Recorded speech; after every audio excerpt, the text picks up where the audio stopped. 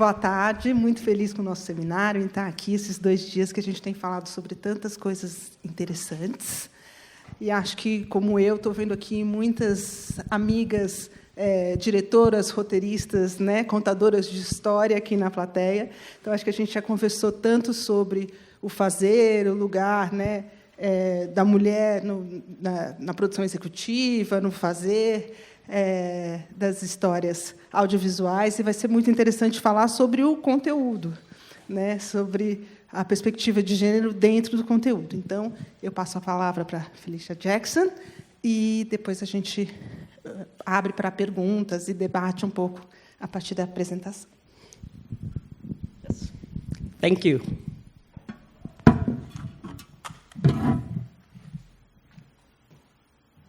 I am going to move up here. And I am going to practice to talk very slow because I promised the translator to talk slow after she's been listening talking. No, I'm kidding. So thank you for inviting me. I'm so honored to be here, and this is my first time in Brazil, and the conversation has been really enlightening. Different. It's some other subjects you're discussing than we're discussing in the Nordics. Some are the same, but some of it is also something about ethnicity that I think we're gonna be discussing in the years to follow, but it's a totally different country, pretty much all white.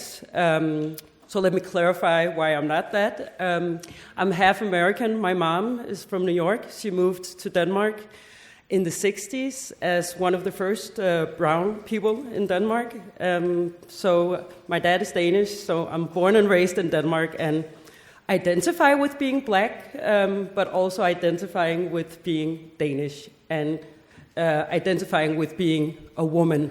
I don't have more sexes than one. That's also a big discussion in Denmark right now.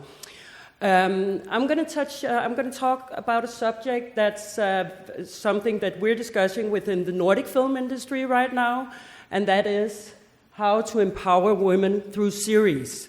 Now, we've had film for many years who tend to be more stereotyped characteristics of women. So I want to show you how we've been portraying and talking about how we can empower women in different ways through the most dominating genre for us for storytelling, which is series. Not soaps, series. Don't think about the old soaps, because it's not that kind of series that I'm talking about. So, in a short, this is what I do in Denmark now. I've been in the TV and media and film industry for 25 years. I know I don't look that old. I am. So I've been working a lot for what we call the Danish Broadcasting Corporation, public service TV. And I started out as a children's host, and I've been working with production for many years. And now, for 5 years, I've been heading 2 festivals. They didn't exist until I made them up. I looked at society and the media development today and thought, if we make festivals that should inspire today according to society and culture, what should we focus on? If we start all over and don't say TV and film, but if we look at what has an impact in media, and I'm going to say something that I have taken to me, storytelling. Storytelling that binds us as a global society, as a national society, as humans, and as cultures. How do we do this the best way? So there are 2 festivals. I finished them last week, so actually I just landed, and now I landed here. They run over 10 days, and one is this, Future Stories and Engagement. It's focusing on storytelling, streaming, series, games, film, TV, am I okay? Animation, and immersive technologies. Because we can't just talk about one genre within storytelling today. The markets are they're emerging markets.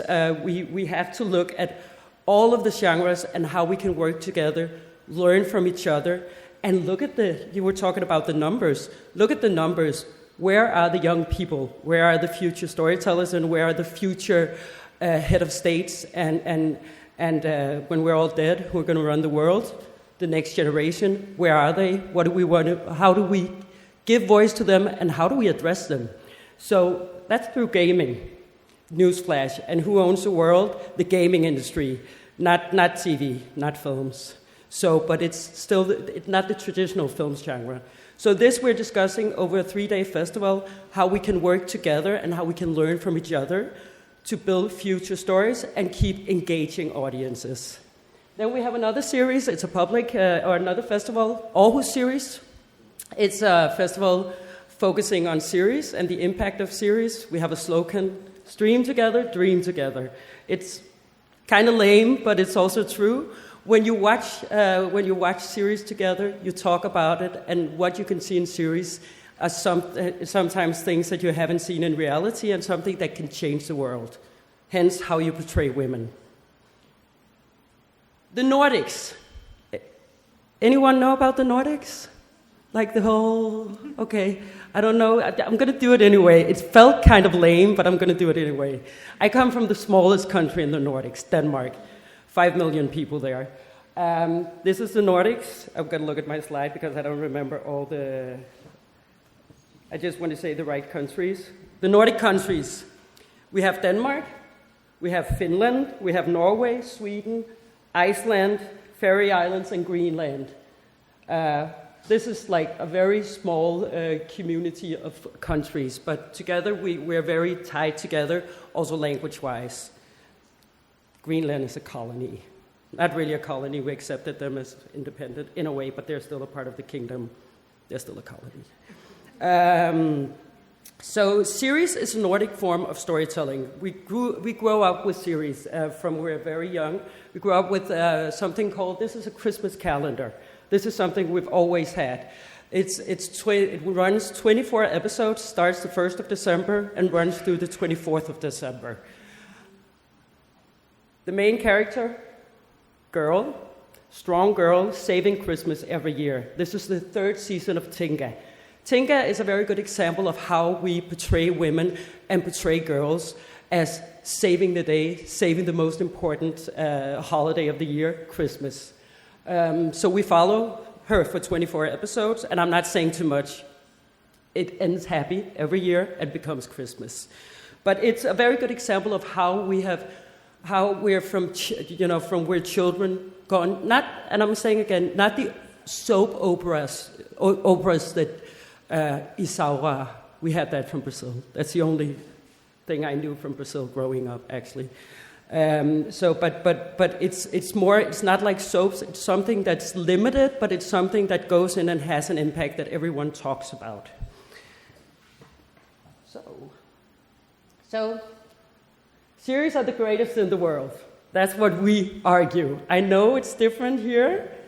That's what I was like, is this relevant? But in the Nordics right now and on the streaming services, series are the dominating format of storytelling of this decade. They're important because they often mirror society, but they're also important because they can go in and have an impact on society over longer, over years, instead of watching a movie. Except if it's like an ongoing running movie, but you don't see a lot of them where you get so deeply into the characters. Series are important to show the power of society and measure culture, which culture they are part of. And they're also a big help to how they can, as I'm going to say many, many times, how they can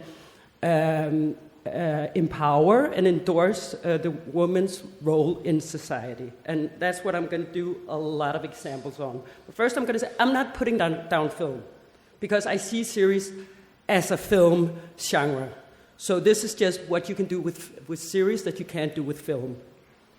So films, action-driven, you know this. Before, during, after, narrative structure. You know these movies? God, think about it for a moment. The exception is, of course, if there's like franchise movies, as I said before, Marvel films, Hunger Games, you don't really get into them the same way, but action-packed. Good. Series are generally more character and relationship-driven. Series are interesting because they're about the relationship between characters, and you see the relationship unfold. You see them develop, you see how they nurture, and you see different nuances from the different episodes and the different seasons. Some of the most successful series today are about strong, independent female characters. Let me see, these are not... You know Fleabag here? Do you watch Fleabag? Yes, Fleabag, strong, independent. She has a breakdown, but she's strong. You know, you have Killing Eve. Yes? Big Little Lies. So, this is just to name a few of series with female, strong protagonists. We get close to the characters, we identify with the characters, we identify with some sides, maybe not all sides, but it binds us together with, and we understand what it's like to be a woman in different situations, and in relationship to others. So characters are more seen to move forward than just to move forward to the end. You see them develop in a different way. And therefore, we have a series festival right now because we also follow the characters season by season. Do you know the series Yellowstone? The character Beth? Watch Beth. I don't have her in my presentation, but Beth is like, you want to hate her, you want to love her. She's strong, she's weak, she has her burden, she has everything. I won't say she grows on you, but you can identify with different sides of her. She's like one of the, if you ask me now, she's not included, but she's one of the characters that I'm really excited to follow over the years. It took a while for Yellowstone to pick up an audience, but I think Beth is one of the most interesting female characters we have in series today. So, but I'm going to go back here. I'm going to show you a clip from the series called Euphoria. I'm going to start with some international examples. I do clips. I'm talk about examples. Now I want to talk about content. So, and then I do some Nordic clips. You won't know all the Nordics, but I thought that we could start to look at some of the clips that you might know. So here is a great example of the relationship between Maddie and Casey in Euphoria. Do you all know Euphoria? Okay, this is Sam Levinson.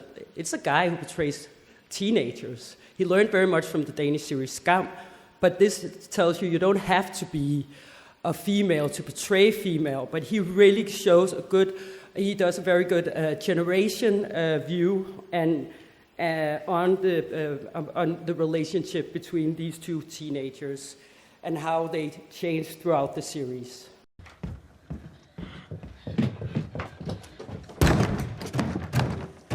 Fucking door, Cassie.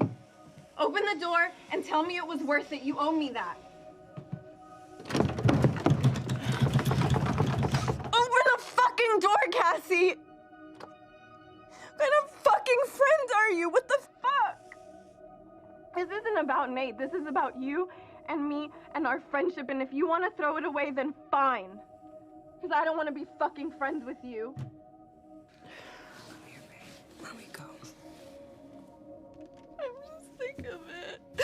Just go. I'm sick of it. He put me through hell and now he's with my fucking best friend. Like, what the fuck? When is it gonna end? It's fucked up.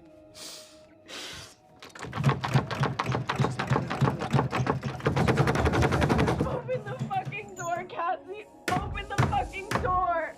She's not gonna open it. We'll just go. Open the door. You're a fucking coward.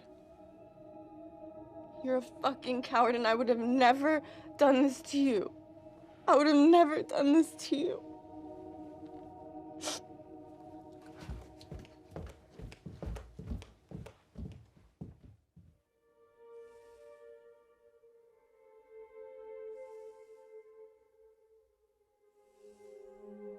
I think this scene is so strong, and I think the relationship is so strong, and I think the portrayal of both of them are, they're both victims. They're both, this is not, no one is good or bad. This is like, you really see the relationship between them, and you see the challenging circumstances of being a teenager, and, if you know the issues they have at home and from how they grew up, and what happens when a friend takes your boyfriend just because You know, she has complicated circumstances. So this is a very good portrayal of what it's like to be a teenager and not seeing them as victims, but as human beings. The audience is seeing and following the relationship through everything. We don't really just get an insight into one thing, but we see the characters and their reactions to each other all through the series. So, relationship evolving through shared experiences, challenging circumstances, love and hate. What does that say? I'm still not done not wanting to talk to you. Just tell me what I need to do to make things right. What? Well, that's what we do, you know. I mess up, and then you tell me how to fix it, and then I do, and then, you know, you think I'm all cute again. Ooh. I'm really tired of being your relationship tutor. You're gonna have to figure this one out for yourself, right? You know what?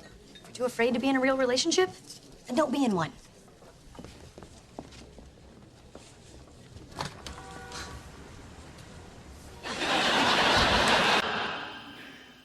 No, I only chose my favorite clips. So, but we spend time with the characters. TV series allows us to spend a lot of time with the characters. This is the power you have as storytellers. You can make characters, you can write up, you can affect people with the characters and you can make people addicted of the relationship they have with this character and identification in the good and the bad. So as we follow them through their different stages of life, and we see, you know, how things change and how circumstances is as life is. In Mare of Easttown, you know Mare of Easttown? Very good series. We spent a lot of time with Mare and her mother Helen, and the relation between the different characters and the different traits they have. How's my tempo of speaking? Is it okay? Okay. So here's a clip from Mare of Easttown. I love her, by the way. You look nice. Where you going? I have a date. No shit.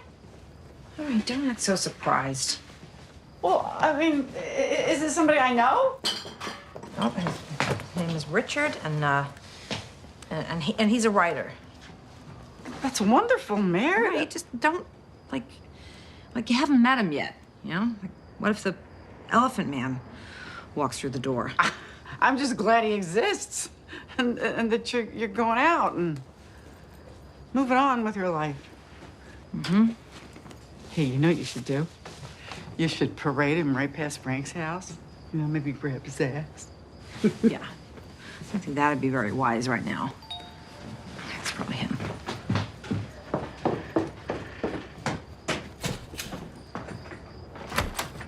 Hey. Hi. You look great. Richard, come on in. Hi. Mare, aren't you gonna introduce us? Richard, this is my mother, Mrs. Fahey. Oh, nice to meet you, Mrs. Fahey. I see where Mare gets her beauty. Well, it was very nice to meet you, too. And please, call me Helen. Helen, of course. Mare has told me all about you. That's a lie. I literally told her about you 30 seconds ago. So, where'd you two meet? Forest Tavern. But I have managed to coax her out to a restaurant this evening. Oh, I bet that didn't take too much coaxing. Okay, we're leaving. Let's go. Okay. Let's go. Okay. Good night, Helen. Good night. Bye, Richard. So, but these were the international examples. I'm going to say, after I show these, I'm going to make you do the conclusions yourself in where you are, but my point is emphasizing strong female characters through series with all the nuances. And then with film, tend to reduce women as stereotypes. I'm not putting it down, but this is what it is and what you can do within, 2 hours. We have the femme fatale. We have the naggy housewife. We have the heroine. And we have the damsel in distress. These are like some of the most used stereotypes in the films we know. So, remember this one and try to put this filter on some of the films you watch. Series tend to afford women a much more sophisticated set of characters. More compelling fiction increase the potential of cultural impact. So if you want to have cultural impact and we want to show what women are, series are totally the genre to do it. Furthermore, the characters become more relatable to the audience. I guess you know these series, right? Yeah, I'm in a very professional crowd because I'm used to, I'm used to talking at the film school in Denmark, and it's some of them are young, so it depends on which series I show. So now I'm going to jump into Nordic series. I didn't want to start with Nordic series because this is very cultural for us. I want to start with some examples that I knew that most of you were going to, I hope that you were going to know. But here are some of the most enigmatic female characters in TV series right now. So let me put an example to my point. The Killing. We have Sarah Lund. Big series, also Netflix series. She's a career-focused woman with a masculine role in society. She's having trouble leaving the masculine, tough role when she's home, not doing her job. She's a detective. She struggles with being more sensitive and caring in her relationships, but this evolves through the series. Like we were talking about yesterday when we were talking about women working in the industry. You have to be both. You have to be professional. You have to be a mother. You have to look good. You have to have wait a minute. BBL, my daughter said. Are you getting a BBL in Brazil? So I just learned that, sorry. But you have to have plastic operations. You have to there's so many. In the Nordics, there are so many demands for being a woman. This is, Sarah, she's someone we can identify with. Did they say BBL? Okay, sorry. Couldn't help myself. We have Born. Born is a very good example of one of our biggest series in Denmark. Denmark's prime minister in the TV series, she's in charge of leading the Danish country, but is also dealing with more private issues about life, men, dating, being a mother, and feeling sexy. My point again. In this clip, it's where she gets tired of, she improvises and gets tired of portraying herself as a strong male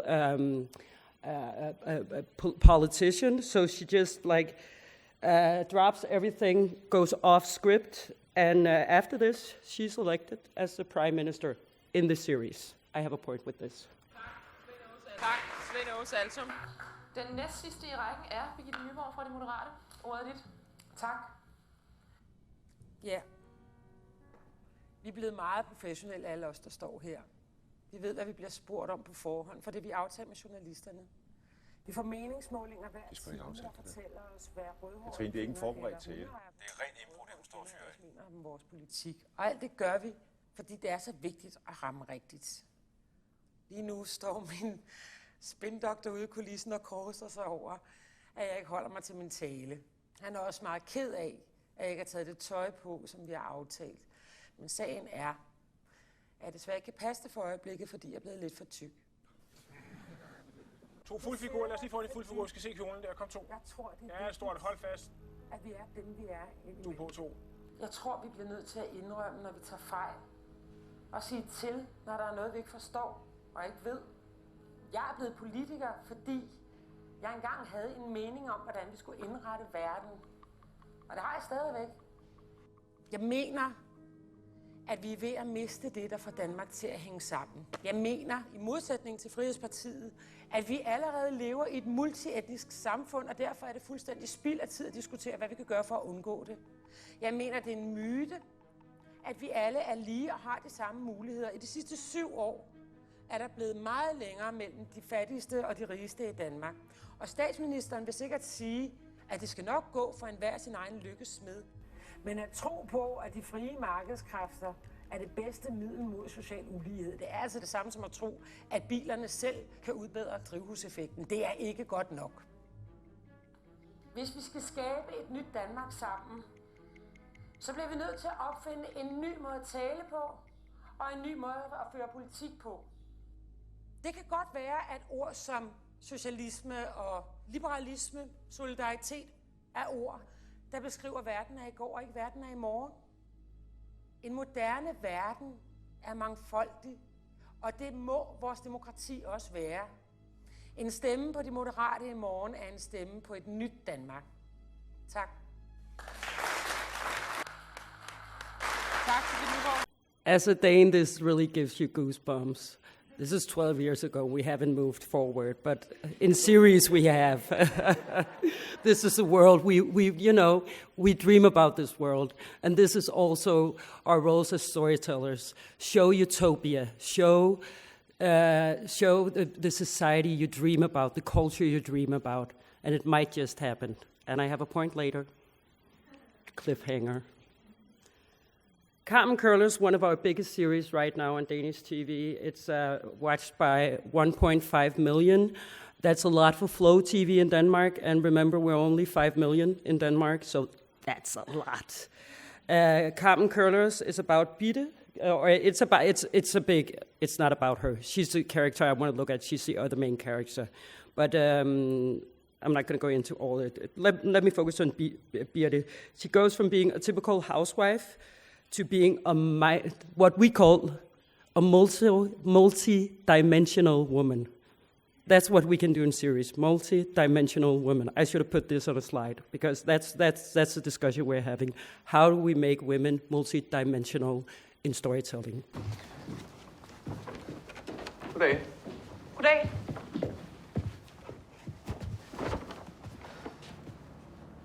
Goddag igen. Goddag. Kan jeg komme til en jobsamtale? Jeg søger desværre ikke nogen alligevel. Salget det er gået helt i stå. Men de kan bare sige, hvad jeg skal gøre, så gør jeg det. Ja. Lige nu, der skal de flytte dem, så vi kan komme forbi. Nej, prøv lige at høre. Herr Byvang. Axel.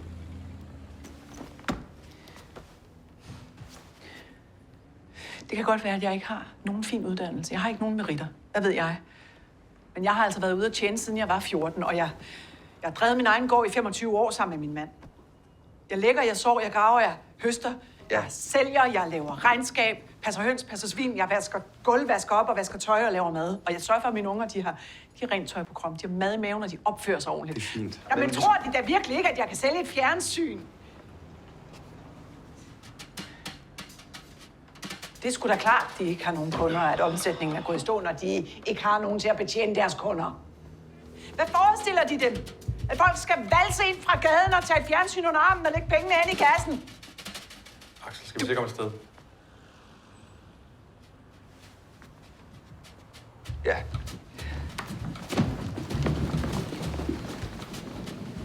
Hvad er de født i? Hvad? Hvad er de født i? I Svindinge. Hvornår er de fødselsdag? 24. juli. De er løve. Hvad? Hun er løve, Frans.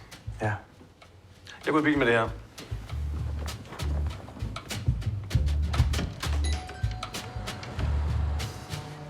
De er ansat. Er jeg? Ja. Men jeg kan ikke betale dem. Slet ikke. Nej. De kan få 10% i provision per solgt tv-apparat. 15. Hvad hedder de? Birte. Det er en aftale, Birte. She's one of our big new heroes. This is like the 6th episode that just ran on Danish TV, the Sunday drama, Flow TV, and we're watching it on Flow. It's really impressive, because she's a buddy. Birte's a buddy. She's not just a Leo. She's also a businesswoman. She's also a mother. But she becomes our idol and buddy and hero at the same time, and this is very much discussed, that we haven't had a series like this with so much impact since Borgen 12 years ago. So all important characteristics and unpredictable characters. So the female characters become, I just said that, so I'm going to show you a Norwegian clip. Pony, you don't have the series here, but Pony is like the biggest Norwegian series within the last couple of years. A strong female character that really not only reflects society, but also have an impact on what it is to be a divorced mother trying to, both get your life together. Her dad just jumped out as a homosexual, and their relationship is really cool. But how life just happens as it go along, and it's a Norwegian series. We love it in Denmark. It's something that binds together being a Danish woman or a Nordic woman in this era of time. Kan ikke heller få en peanut butter sandwich? Nej, vi må bli litt sunnere. Hva faen skjer med at du har begynt å snakke svensk? Bryr deg ikke. Du jobber deg ihjel. Du spiser usunt. Du ser snart ikke gammel ut som meg. Busted. Slett det bildet. Nei. Jeg sa jo tydelig nei til Airbnb her, jeg. Altså, alternativet er at jeg selger sex, eller får meg sugar daddy.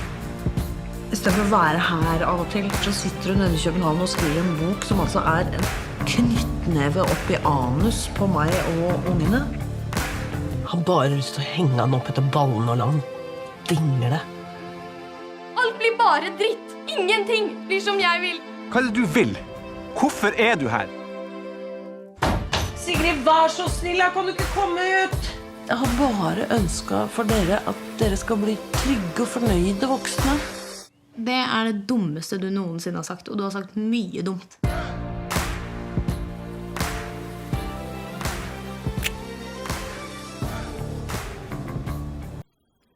I love Pony. That's why I brought her. And she's awkward, but she's a hero within, you can just identify with not being perfect all the time, and portraying her not as a victim, but as the struggles that you have in everyday life, being a woman, 40, divorced, her sister dies in a car accident. It's really bad because it's her husband driving the car. How you need to forgive the husband, take the daughter in. She keeps calling her sister on the phone, you can really identify with having a sister you talk to all the time, and then all of a sudden this voice is gone. So she's leaving messages all the time for her sister. It's really down to what it is to be challenged in life, but still coping every day. So,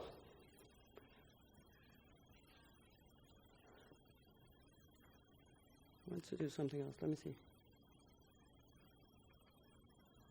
So I'm going to do this real quick. I'm going to do it quick and slow.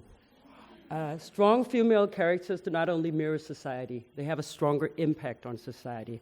Skam, one of the biggest hits we've had in the Nordics. Birgitte Nyborg in Borgen. You saw her before, how she was, in 2010, she was elected Prime Minister in the series. The year after, in 2011, we got our first Danish Prime Minister in Denmark, or our first, not Danish, that would be really strange, but we got our first woman Prime Minister. This is a direct impact, analyst has says. This is this is research, because we have seen the portrayal of a female prime minister. It seemed more and followed her for episodes. Or seasons. It became more natural for us to vote for a female. And this is really interesting. And this, I know the actor, Sisse Babette, and people come up to her all the time, and foreigners also, and think she's the Prime Minister of Denmark. That's also kind of funny. But this is a very direct impact. Portray and tell stories about the world you want for women and have an impact in that way. A man wrote this. Adam Prise wrote this. This is not, he's very good at portraying and lifting up something that you could not imagine being interesting or having an impact. Right now, he just did a series on an orchestra. It won 4 prizes. It's winning prizes all over, and it's about a symphony orchestra and what goes on behind backstage, and it's really hilarious. But it's taking something like a minority group, that could be it's narrow anyway, and lifting it up to having relevance. Salsa. Normalizing and discussing female sexualities. You know Nicolai Costa-Waldau, the Danish actor who's in Game of Thrones? These are his daughters, are the main characters in this series. They're going to become huge actresses, both of them. So this is the Costa-Waldau children doing a series, youth series, about having sex. You rarely see teenagers having sex in a TV series, but they normalized it, and being who they are the voices of their generation. They're helping young people to turn away from porn and watch public service porn instead, if you can say it like that. Public service relationships, like where you look at it in a more natural way, but you still address it, you don't hide it away. Porn was the wrong word, but it was the right word for what they watch, what the young people were getting their experience before. Skam, main character, it's about eating disorders, religious headwear, sexuality, and social status. That's all the sides of, what's her name? I just forgot her name. Okay. Kamikaze, another youth series on HBO, following needs and desires without contemplating consequences. So what happens if you just go through life, don't think about what happens, but just live the adventure? Her parents dies in the first scene in a plane crash. How do you build up your life after losing your entire family? Nordic culture, unique approach to storytelling. We prioritize intimate, everyday, basic human tales. This is like a really old picture. But it is this is the stories. This is how we do it. It's like less intense drama, not this much on stake, but more how you can relate to being human. So emphasize on ability to identify with actions, locations, and characters. I have one more clip I want to show you, and I think this is because it's authentic, but it's raw at the same time. What happens if you're disabled all of a sudden, but you can also, how do you tell, again, representation, how do you tell stories about being disabled?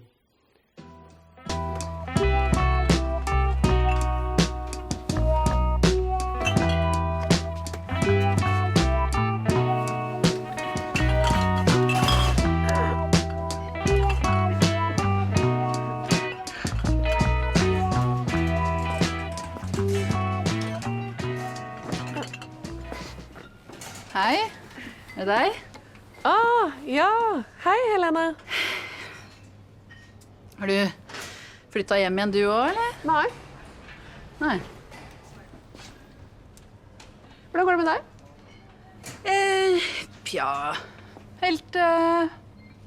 Helt passe. Ja. Skal ikke jeg kan jo ikke late som at jeg ikke ser at du sitter i en sånn. Det hadde vært merkelig, ja. Merkelig. Hvor lenge må du det, da? Den her skal jeg sitte i for alltid. For alltid? Ja. Ja. Det kan jo alltid skje mirakler, da. Jeg synes jeg leser om folk hele tiden, som har fått beskjed om at de aldri kan gå, og så plutselig så går de. Da har de sikkert bare strukket nervetrådene, men her er de revet av, og forbindelsen er totalt brutt. Det blir kanskje noe annet. Ja. Vet du aldri helt sikkert, da? Jo. Ok. Men vet du hva? Jeg synes du tar det veldig bra, da. Hadde det vært meg, jeg hadde bare lagt meg ned for å dø. Ja, det er noe med at når sånne ting skjer, så finner man liksom sin indre kriger, da. Sin indre kriger, den skulle jeg gjerne funnet. Ja. Det kunne jeg trengt. Ja, kanskje en dag.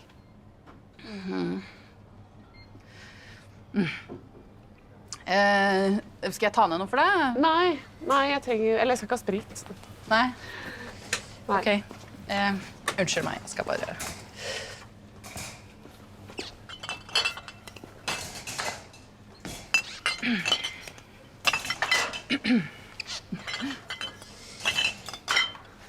Jeg skal bare ha en flaske rødvin nå. Det var veldig hyggelig å møte deg. Så godt å se deg.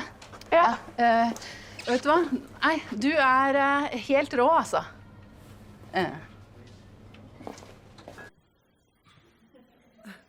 That's all from me. That's all I had to show you. The Danish are Vikings, they drink.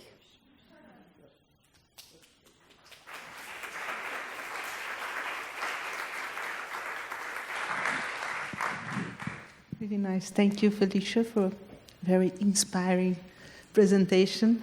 I thought we just talk a little bit. I think many people must be willing to speak too. So I start with, I'm not sure, a question, a conversation, and I thought at any point, if anyone wants to speak and share, then you just do, and we pass the microphone to you. I was thinking about, like during the presentation and even before when we were talking, about the representation of women in series. I think the experience we have in Brazil is a little bit different from the various examples you showed in Denmark and elsewhere. I think I can remember, I don't know, maybe if I talk about series and women being portrayed in a more, how can I say, realistic way or daring. I think about Antonia, just to talk about one from a colleague that is here, and maybe the one with Fernanda Montenegro recently. But most of the time, we are portrayed here in Brazil in a very stereotyped way, be it in film, in series, on soap operas. And I was wondering, how did it happen? How can I say? How did you arrive to this point in Denmark? Is it like through your labs or festivals? Is it a public politic? Like, how can we then start the discussion? Because I find it quite difficult when I imagine here in Brazil, to be able to sell a story where women have, I don't know, just like when I listen to some of these clips when women are using some swearing words and, being themselves or talking about their sexuality. Yeah. So how can we bring this discussion to Brazil and also change our society like you did? It started, so this is on, right? Yes, it of course started with women groups, industry groups, having these discussions of how we were portraying women and being tired of the stereotyping of women in society. And I think that with Borgen, the example with Birgitte Nyborg, that really was, I'm not saying it's the whole part of why we got a female Prime Minister, but it pushed the development, and we started having examples and showcases on how these series became huge successes. And then it's very much, we have a very public service minded storytelling, or we have a very strong public service organization. So it's very important that when you tell stories, it's something that has to reflect society as it is. Or else people will start, talking loudly and boycotting series. I don't know, did you watch the Marilyn Monroe movie? That's a very good example of stereotyping and showing one side of Marilyn Monroe through the 50s vision on Marilyn Monroe, but also reconstructing old power regimes of men by doing that and telling that story today with that vision. That's something that's heavily discussed in Denmark, because we can see how this has an impact, but we can also, the female voices of the industries are very, very loud these years. So this is, of course, when you sell it to the streamers, you have to bear one thing in mind. Most of our head of fiction and drama bosses in Denmark are female. So females are very much in power of the media industry in Denmark. That's not necessarily a good thing, because what happens to a lot of women when they get into power? They turn into men. But there is a generation right now who are pushing this and can see the need for the identification, like I told you with the series Salsa. It's making young people watch the series and getting sex education through the series and stop watching porn.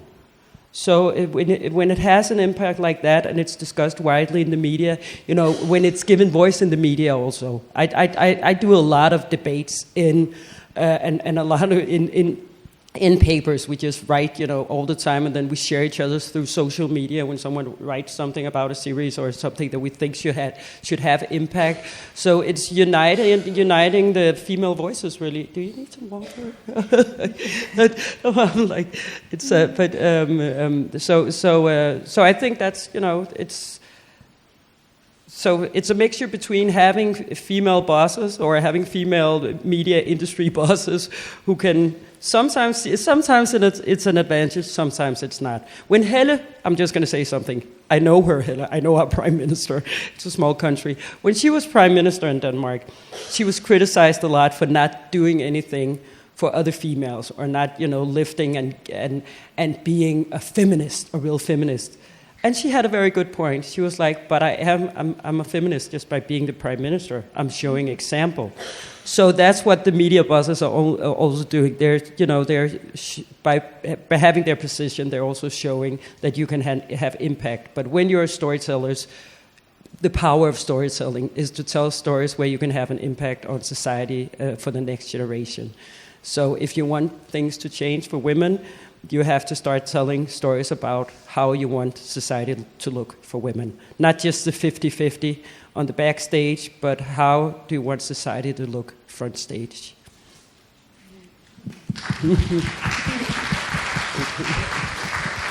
I think this is the point. We can't even start to talk about what happened to our country and the stories we were told when we had a woman president quite recently. Not quite the same example, unfortunately. But one thing we were talking about, and I think this perspective of the impact you can have, not just in portraying reality and the world of women as it is, but also imagining a world that is different. That, for me, was very inspiring in our conversation and in your presentation. I think it was here in one of our seminars a couple of years ago we were talking about that we look into a research. I don't know if you all remember, so I'm going to repeat it here. But we look into a research, and we learned that, let's say, kids, small kids, until the age of 3, 4, like, they could imagine many things. Oh, what are you going to be when you grow up? All the things. So I can be an astronaut. I can be, I don't know, whatever they want to be and do. And then from the age they started to read, let's say around 6, and they started to get, let's say, in contact with a more elaborated, let's say, books or films and series. Then the boys like amplify their words. Like, oh my God, I can be the president. I can do so many things. And the girls narrow it. So that really had an impact on me. And I remember about that when we were talking, and now looking at a presentation of the power of storytelling, really not just in portraying reality, but actually changing it. Yeah, breaking the stereotypes and getting out of the cage that the stereotypes put women in, also in the portrayal of series. It's a power structure. If you want to have the old roles, this is the way to do it. It's through storytelling. If you keep telling a story about that boys can do more than girls, this is what they're going to grow up with. I'm very engaged in a book right now called Untamed. I don't know if you've heard about that. It came a couple of years ago. Have you read? Yeah, and that's what it's about. From the age of 10, women are put in cages, and this also reflects the culture and reflects the stories we tell. So, future stories and engagements. Which stories do you want to tell in the future, both to engage the audience, but change society and change the role of women? It all starts with telling the stories. I was very impressed by Erica yesterday talking about. There were more things said, but there were 2 things. The first thing you said to me when I met you was, "I've been so excited to meet you. You're so beautiful. Do you identify with being black?" And I was like, "Do I identify? I identify with being Danish. Yes, I guess I do. My mom is very dark, and I have a."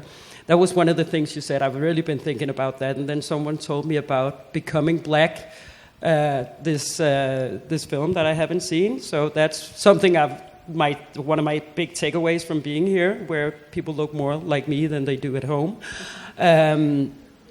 But you said something. I was listening to your story about giving voice to people who come from everyone.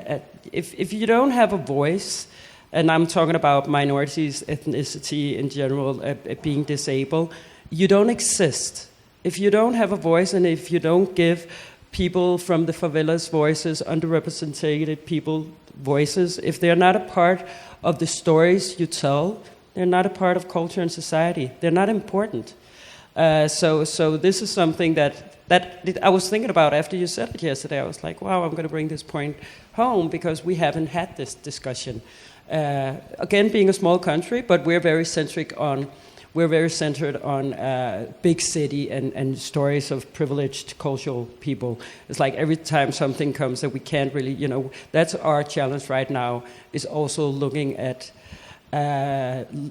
like Pony, this series, less successful lives being told. This is Norway is much better than Denmark in storytelling. That's why I have a Nordic perspective. The best in the world, or the best in the Nordics right now, is Norway, and then comes Sweden. Young Royals, if you haven't seen that series, it's about, that's utopia to you. It's about a crown prince being confused about his sexuality, and really, he's gay. And he goes to this old Swedish boarding school and falls in love with one of the other students. We had a session on that series last year. We live streamed it to 82 countries. There were people fainting outside when Prince Wilhelm came in. Edwin is his real name. We didn't know it was so big, but he showed everyone who's, a big group of young people who are showing that they're confused about their sexuality. He showed them a utopia or a dream world, a future where the Swedish crown prince could be gay, could be whoever he wants to be, and still be accepted as coming king. And it was really, really big in Brazil, actually. This series was a lot of young people from Brazil. We could see who we sent the link to and how many people were engaging. We didn't even know it has this impact. I started watching it, and I was like, oh, that's too much sex for me. And my daughter was like, no, she's 21. She was like, Mom, this is a very important series to us. And she didn't say why. I like sometimes you don't say why, but let yourself fill in the blanks, because why is something that goes with my cultural background, my biases. So a why for me is not a why for, everyone else. But when I saw it and I saw the impact it has, I was like, okay, this is Generation C changing the world right in front of us.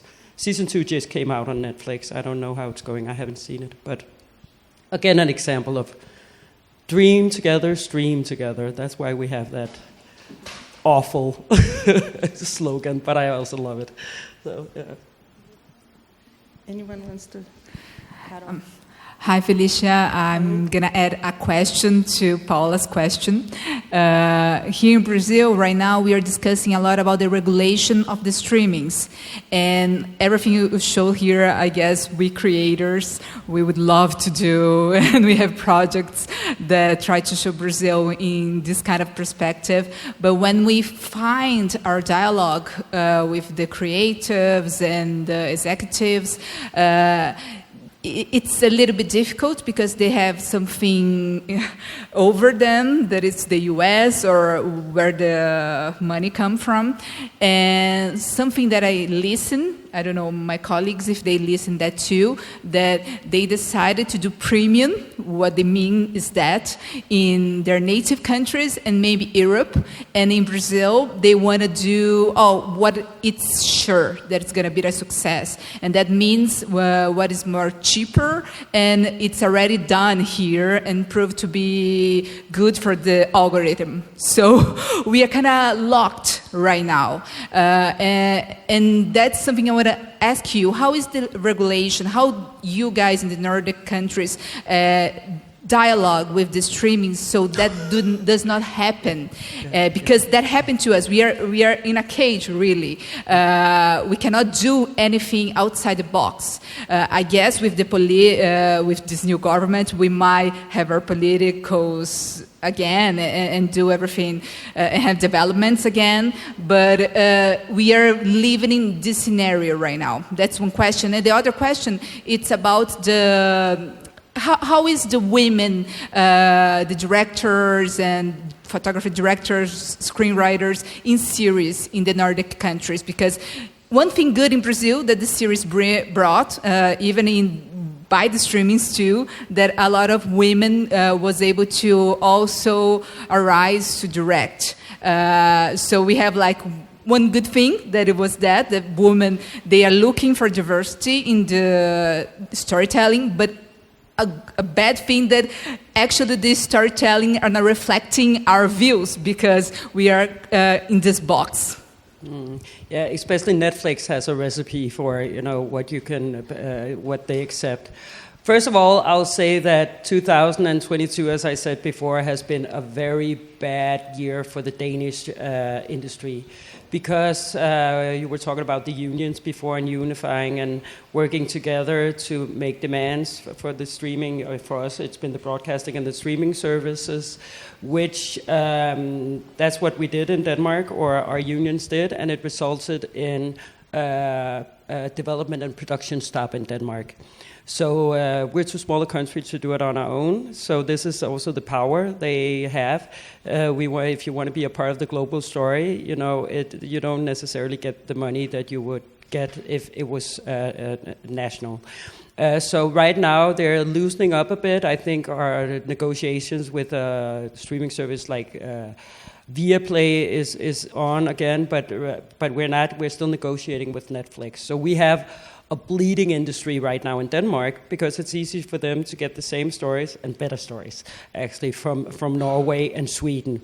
So that's what they're doing right now. So it's been a really sad year for the industry in Denmark, and we came from being on top.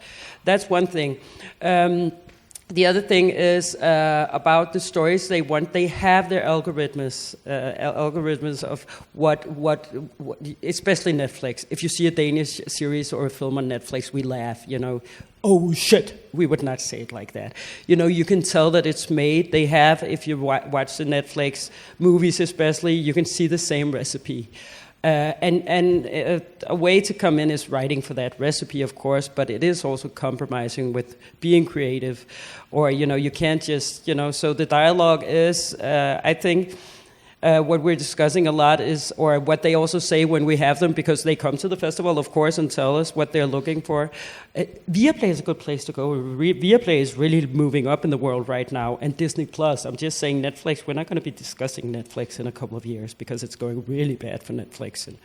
Sorry, my point is that the more local stories, the more authentic stories, the more.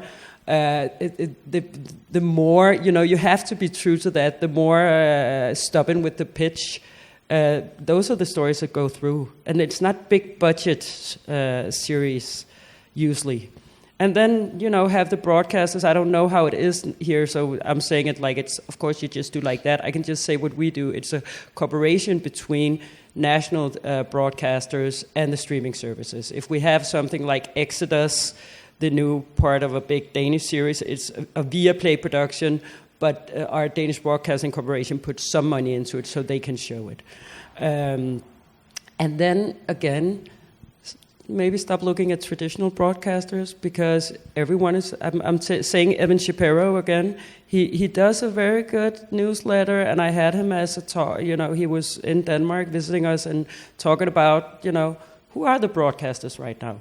How can you move outside the broadcasters? It's also, the thinking is very traditional. So how can you, one of our big, the one who made Salsa in Denmark, the youth series, he started broadcasting his series on YouTube. And he's one of the biggest youth storytellers for the youth right now. So how do you not think traditional? How do you find your own outlet? How do you think of yourself as being media? How do you own your own IP? Because everything in this galaxy is changing. So how do you, get your stories out different ways? That's what we can see are becoming successes now. I had BBC over also at the festival. They find most of their talent on TikTok. So I'm just saying TikTok series. How do you find an audience and build your own brand for the stories you think are important? And how do you build your own audiences and your own fan base? Because then the streaming services have to listen. Thank you.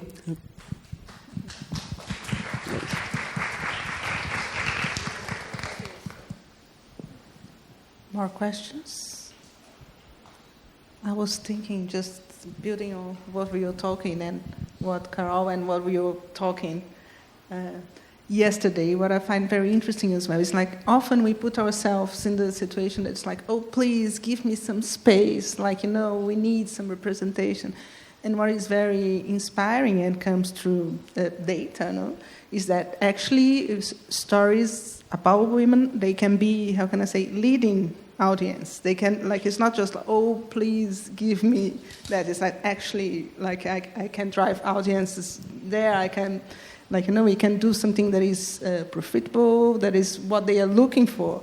And maybe they just don't know or don't give the space or have too many pressures to give us this space to tell our stories that wouldn't be like, just, like a compromise with diversity, but actually, like, we have some examples here in Brazil as well. Every time you give a space for something new, often it proves to be a success. So I have another grab thing. Our space. Do you know Reese Witherspoon, right? Have you heard about Hello Sunshine? That's really an impressive story, what she built. I digged into that story. She made her own, she owned her own IP. Now she sold it to Candle Media and made a lot of money. René Reichmann made Moonbug and sold it to Candle. It's a children's TV platform for a series. Made a lot of money, sold it to Candle Media. Building your own IP around your own stories, it costs money. Not necessarily. The internet is free. Streaming cost for the climate, but looking at some of the business models, Reese Witherspoon, of course, has a big following, but the way she built it up around a book club, it's really impressive. If she puts a book out, it's a bestseller. Now, because of her audiences, it became worth a lot of money. You don't have to have like the big crowd, but just the small IP, but the very if you make something for Netflix, you lose a brand anyway. I May Destroy You, that story, right? Where she didn't want to sell her rights. She owned her own story, her own rights. Sometimes we lose the story when we give it to, especially Netflix. I'm not against Netflix, but I'm not pro-Netflix. Because I think they're actually stereotyping the world. I don't think I had any Netflix examples in there. Did I?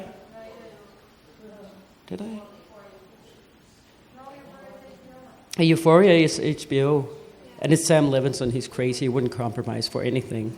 Okay, but it's just, that's some of the things that are changing right now in the media landscape. It's like, it's everyone, having impact is like you're doing now.